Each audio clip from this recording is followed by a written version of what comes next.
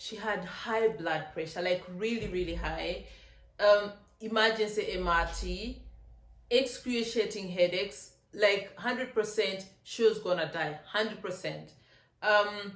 Life with Ruzhoff, my lovelies, thank you so much for joining us once again. If you're new here, welcome to the family, and kindly subscribe and join the Ruzhoff family. And support us, of course, we need you and we want to grow together and empower each other. For all the recurring members, as always, asanteni, thank you so much, merci beaucoup, vielen dank, murakose, mwebale nyo, mwebale mnonga. Thank you so much for being here. Thank you so much for your unwavering support, and I don't take that for granted.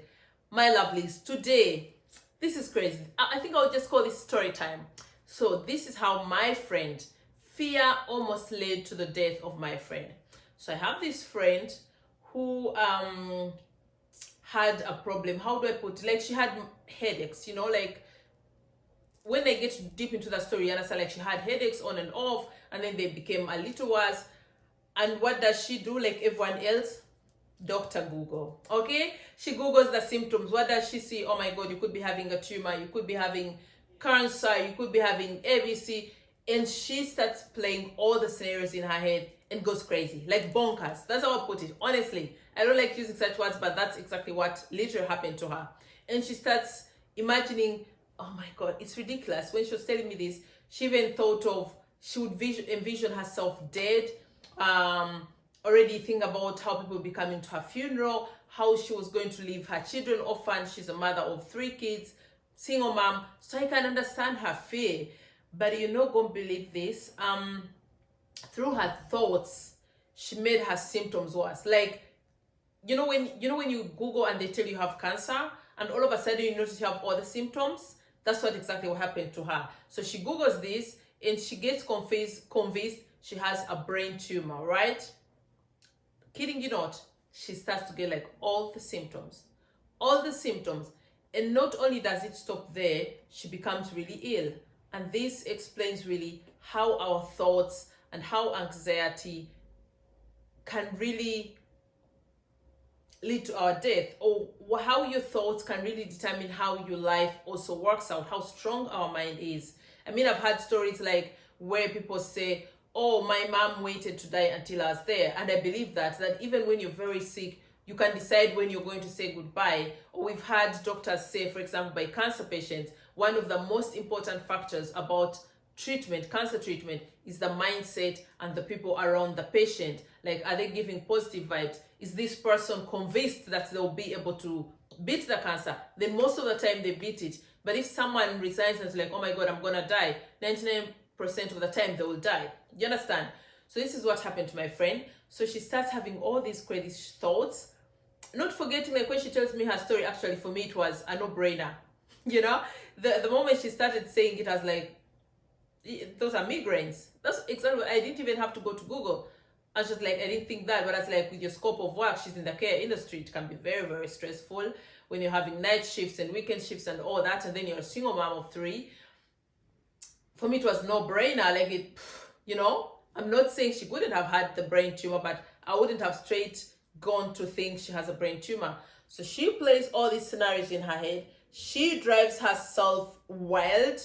And what happens?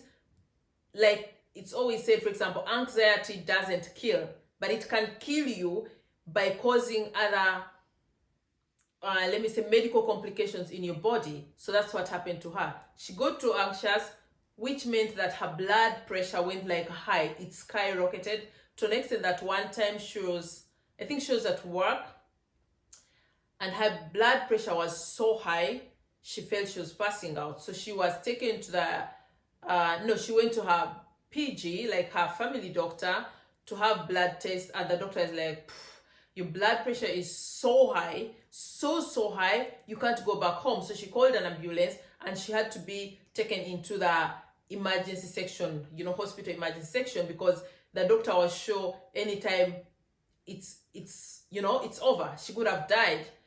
So they take her to the emergency section of the hospital, and everyone is sure, oh my God, this is like a serious case, because her blood pressure was like crazy, like it had really skyrocketed. Of course, what does she do? She has this excruciating headache. Of course, when your blood pressure is high, it's very possible that you get an excruciating headache. But I'm coming to that, where all this comes from just her thoughts.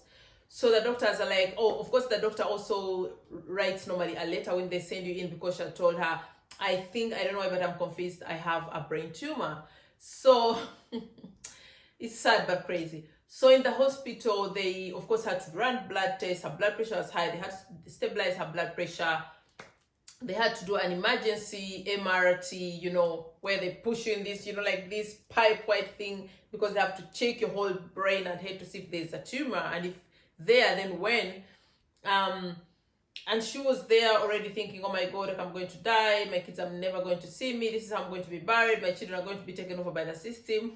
Because she's a single mom, I will not say her story now exactly, and she has no one here. So of course, her children would have to be probably taken into what do you call, how do you say flag family? Foster home. Yes, in a foster home. So those were her thoughts.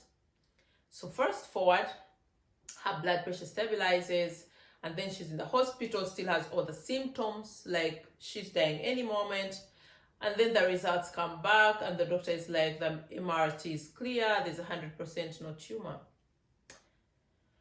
You're not going to believe this. The very moment the doctor said, your head, your brain, everything is clear, there's no brain tumor, all her symptoms, and I mean all her symptoms, disappeared. The blood pressure, the excruciating headache, the heart palpitations, she had crazy heart palpitations, like everything. She told me her body was aching and she felt weak and she felt like any moment she could die. Everything disappeared in the very second the doctor said the MRT is very clear. So for me, why did I decide to talk about this?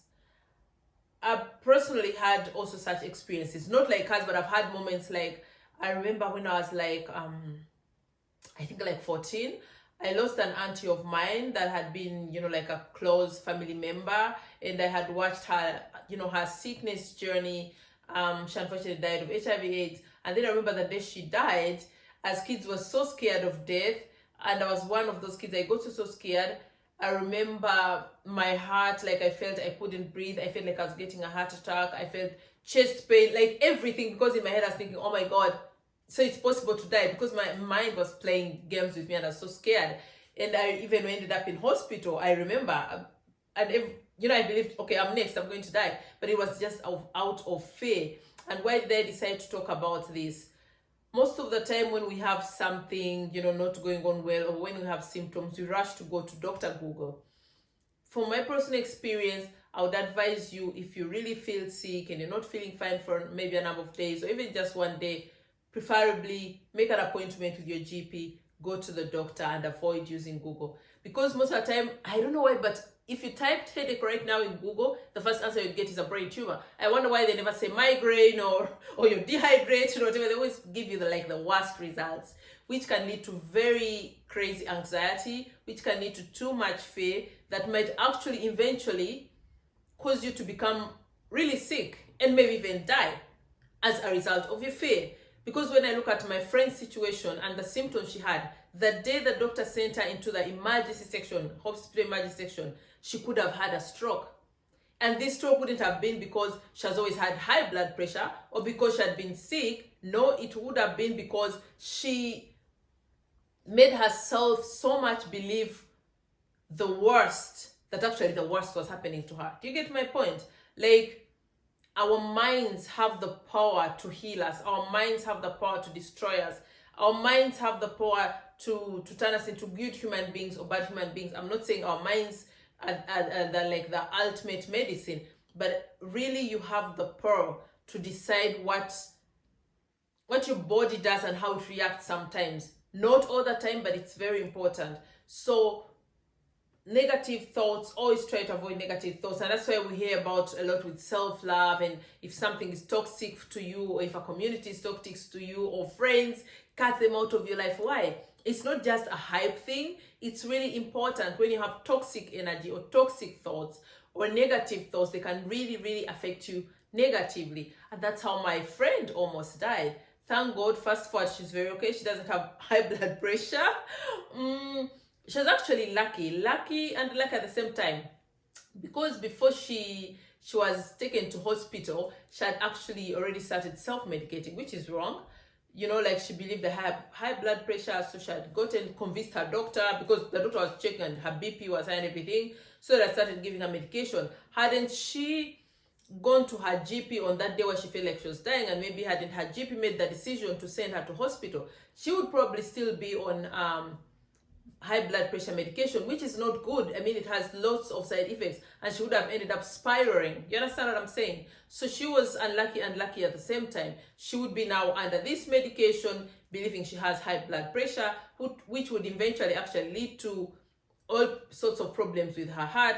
Probably at some point she would have even got a stroke. So my takeout from this, it was very important to me, because it's like, oh my God, that could have happened to any one of us. First of all, if you have any issues, go to your doctor. Never self-medicate. Don't use Dr. Google. Okay, if you do it today if you need like to be calmed down, and then go to the doctor tomorrow. Okay?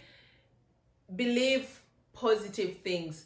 Don't be so quick. I know it could have turned out to be a brain tumor, but don't always believe the worst. Don't believe the negative. And even if she had a brain tumor, it helps to believe I'll be fine.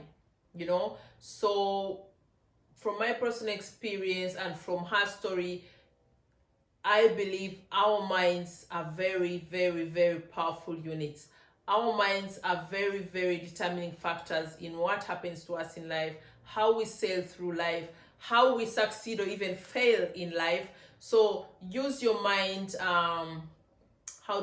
intelligently, positively, and always keep out all the negative thoughts. So yeah, that is my story time. I'm so glad my friend is fine, and all I can say to all you people out there, try to stay safe, live healthy, do the best you can, and leave the best to God. And for anyone that is ill, that is not feeling fine, keep positive. There's always hope. Even when you have a chance of, if a doctor says you have 5% chance, it is still a chance. And for us who have life and you're healthy and you're not sick, be thankful for that. So that's my story. I'm really curious to know, and don't even lie to me, because I'm sure many people go through this. I've experienced that myself, not to an extent, but I've been in such situations before. I would like to know in the comments, have you had such a situation like where your own fear actually made you sick, or even almost led to your death? Have you had such a situation where you've done Dr. Google and you're like, oh my God, now I have this and that? Let me know in the comment section, and what is your take on my friend's situation, what happened to her. Until next time, my lovelies, subscribe, turn on your notification button so you never miss out on anything.